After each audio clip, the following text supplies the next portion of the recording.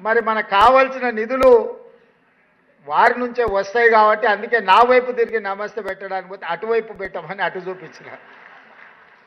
మా జగదీష్ వస్తే ఆయన మిత్రుడే పొన్నం ప్రభాకర్ గారు కాబట్టి ఆయన నమస్కారం ఆయనకి ఇప్పించిన క్యాబినెట్లో ఆయన చెప్పే విషయాలు ప్రస్తావించడానికి. నేను గుంపు మేస్త్రినే, చాలామంది అవహేళన చేస్తారు. నేనేమనుకోను, నేను గుంపు మేస్త్రిని, ఈ గుంపు అంతా నాది, గుంపుకు నేను మేస్త్రిని.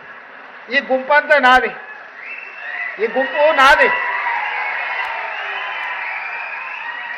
ఈ గుంపే కదా నా బలము, ఈ గుంపే కదా నా ప్రతిష్ట, ఈ గుంపే కదా నా సంక్షేమాన్ని నా అభివృద్ధిని ప్రజలకు తీసుకెళ్లేది.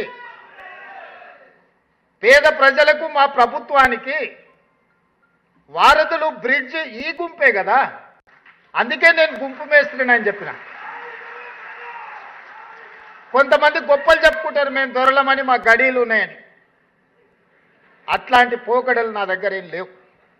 ఆ రోజైనా ఈ రోజైనా ఆనాడు జిల్లా పరిషత్ మెంబర్గా ఉన్నా, లేదా ఎమ్మెల్సీగా ఉన్నా, ఎమ్మెల్యేగా ఉన్నా, ఎంపీగా ఉన్నా, కాంగ్రెస్ పార్టీ అధ్యక్షుడిగా ఉన్నప్పుడు మీరు ప్రేమతో రేవంత్ అన్న అని ఏ విధంగా పిలిచిందో ఈరోజు ముఖ్యమంత్రిగా కూడా మీరు రేవంత్ అన్నగా పిలిస్తేనే నాకు ఇష్టం. ఇది శాశ్వతం. మిగతా అన్నీ వస్తుంటాయి పోతుంటాయి. జెడ్పీటీసీ వచ్చింది, అది పోయి ఎమ్మెల్సీ వచ్చింది, అది పోయి ఎమ్మెల్యే వచ్చింది, అది పోయి ఎంపీ వచ్చింది, అది పోయి ఈరోజు ముఖ్యమంత్రి వచ్చింది. నా హోదా నా పదవి మారొచ్చు, కానీ మీకు నాకు ఉన్న అన్నదమ్ముల అనుబంధం అనేది శాశ్వతం. అందుకే మీరు రేవంత్ అన్న అని ఏ ఉద్యోగం పిలిచినా, నేను ముఖ్యమంత్రి అయిన కొత్తలో మా అధికారులు కొంతమంది మీ ప్రతినిధులు వచ్చి రేవంత్ అన్న అని మాట్లాడుతుంటే, సార్ వాళ్ళకి మనం సార్ అని పిలవమని చెప్పాలి అన్నారు. అంటే నేను చెప్పిన అట్లా చెప్తే నీ ఉద్యోగం పోతుంది మొదల అని. సార్ అనో దొర అనో పిలిపించుకుంటే పిలిచేటోడు మనసులో అనుకుంటాడు దొరుకుతావు కదా బిడ్డ అని.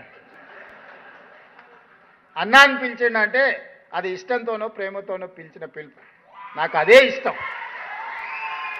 మీ సోదరుడు ఈరోజు తెలంగాణ రాష్ట్ర ముఖ్యమంత్రిగా ఉన్నాడు. నేను మాట వరుసకి మాట చెప్పట్లే, నేను సంపూర్ణంగా నా మనసులో అనుకునేదే ఈరోజు మీతో చెప్తున్నా.